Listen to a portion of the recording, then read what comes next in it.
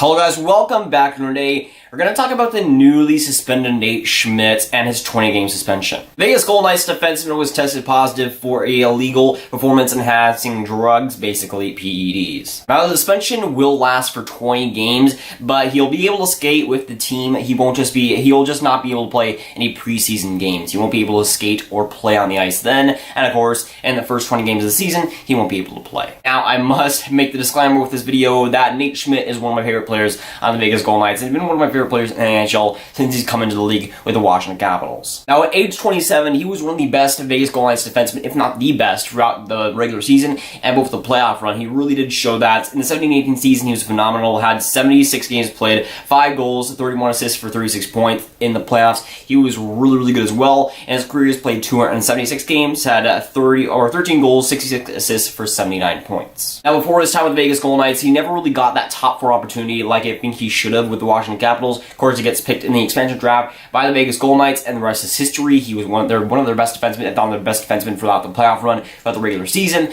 and he was really getting that ice time that he really deserved in the last few years. Now, of course, when we talk about illegal substance abuse, when we talk about PEDs, it really is a super sticky situation when it comes to major sports, and especially leagues like the MLB and the NBA. It's a lot lesser so in the NHL, and it's a lot more rare to see these cases. So when a player is suspended for PED use in the, let's say, MLB, there's a lot more comparisons, and it happens a lot more frequently than the NHL. So when this happens in the NHL, it's a lot more rare, and we don't really have many cases to go by it. And while it might happen to the odd minor leaguer here, it might not happen to an AHL player here and there, it really does not happen to a lot of NHL regulars, especially not guys as good as a Nate Schmidt, who have been regulars for the Vegas Golden Knights and have been really the #1 defenseman throughout a Stanley Cup playoffs run, a Stanley Cup final run. So you don't see these big cases happening too often, so it makes it a real treat when it does. Now we got statements from both Nate Schmidt and his agent, and let's just say they're pretty juicy. Now Nate Schmidt's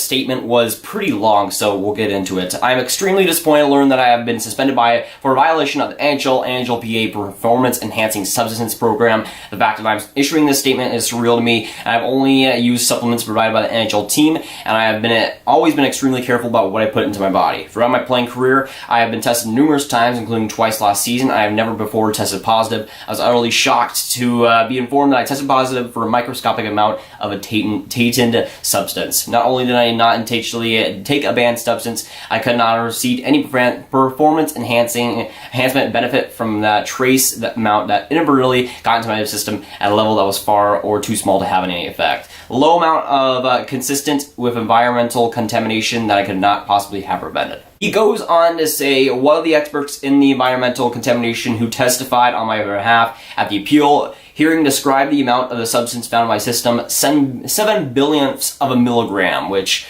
is pretty small. The scientist that was also on Schmidt's side said again that it was the equivalent of a pinch of salt in an Olympic-sized swimming pool. He goes on to say some more cheery stuff about his career and all that, blah blah blah, we don't need to hear about that. Now Nate Schmidt's agent also said quite a few things, and they were also pretty juicy as well. He said, my statement, in the 30 years of working in NHL circles, Nate Schmidt is one of the most honest, caring individuals I've ever dealt with. He is full of character, caring most about faith, family, and team. He would never risk his principles by taking performance-enhancing drugs. There was no intentional use of a banned substance, which is backed up scientifically. He is innocent, and this is a wrong decision. So if both parties in the Nate Schmidt camp, they're obviously focused on one thing, that he did nothing wrong, that he was innocent, that he didn't use any drugs and all that, he's a great person and all that. When we talk about the PEDs, I do believe that Nate Schmidt did take him. Why else would the NHL suspend him that much? But I think there is reason to wiggle here that it should not have been nearly as much as 20 games. At this point, I think there's no denying that he did have drugs in his system. Even 7 billionth of a swimming pool, or whatever it was, is still the same amount of drugs.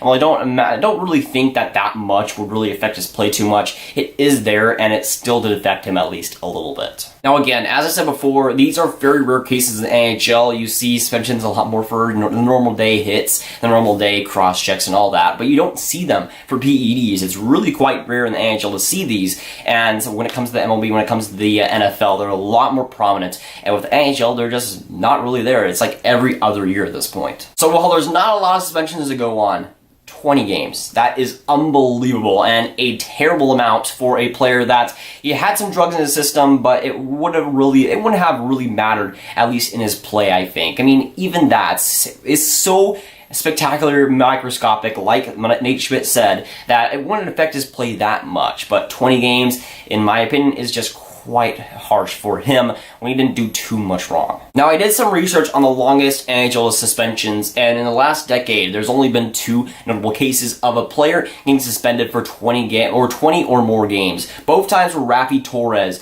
and I think it was 41 games for a hit and 20 games for another hit. Both of those suspensions were 20 games plus 4 hits, and that's perfectly fine. But with 20 games for a PED suspension, it just raises quite a few questions. So Alex Burrows, who kicked Taylor Hall's head into the ice when he was down, got 10 games. And that was quite a bit at the time. I mean, I don't think a lot of people expected it to be that much. I want it to be that much, but I didn't expect that. That was a nice surprise for it to be that much.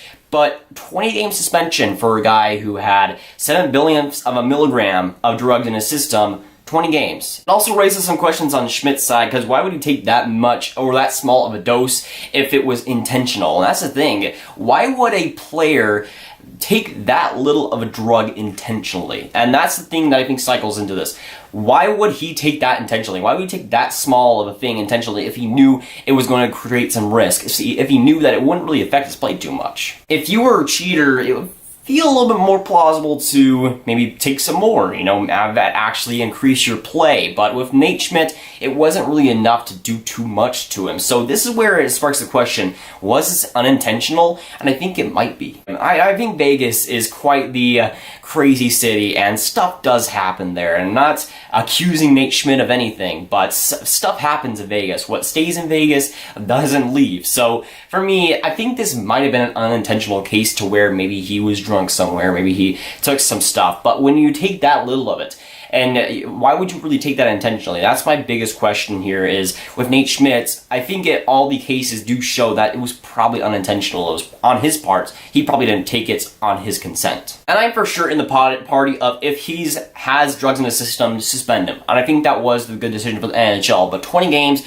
for a might not even be an intentional case would be really fascinating to see. I really want to see what happens here, if this goes into a whole nother rabbit hole, if this is a case of if he did it intentionally, if he didn't do it intentionally. But it is set in stone that it is a 20-game suspension, so it really wouldn't really matter too much in my opinion. But again, it was such a small dose, I can't help but feel, this is a little bit fishy situation. So I'm really fascinated to see how this situation unfolds, if there's more details that come out. But for right now, there's a lot of questions of the NHL side, of Nate Schmidt's side, and obviously Nate Schmidt has been very vocal about this, about him not taking it, about him being innocent here. So in my eyes, I think that it was an unintentional type thing, because if it was intentional, why would he fight it so much? For Vegas, I already didn't have the greatest outlook on their next season. I don't think they're going to win the division. I don't know if they're going to be as good as they were last year, but bopping out Nate Schmidt for 20 games is going to have a serious impact on their game, a serious impact on those first 20 games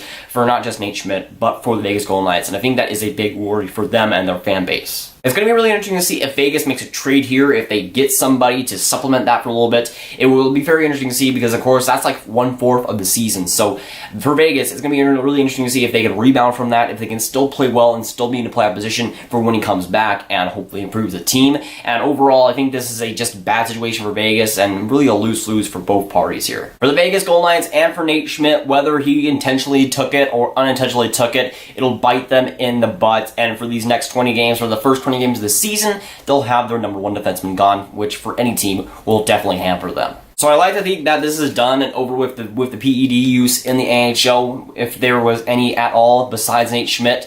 But I'm hoping that this is a little bit of change for players' lifestyles, not just in Vegas, but for anywhere else, to be maybe even a little bit more cautious than they already are. And for Nate Schmidt, hopefully he just gets a little bit better in his lifestyle to avoid these types of situations. But for sure, good luck to Vegas for those first 20 games, because it might be a little bit rough on the back end for sure. So I want to hear from you guys. What do you think of this whole situation? Was he doing it intentionally? Was he doing it unintentionally? Do you agree with the 20-game suspension for Nate Schmidt? And how do you see Vegas doing in those first 20 games without him? So that's it for today, guys. If you guys enjoy it, make sure you like and subscribe. Again, I want to hear from you about this whole situation. What do you think of it? And I'll see you guys later.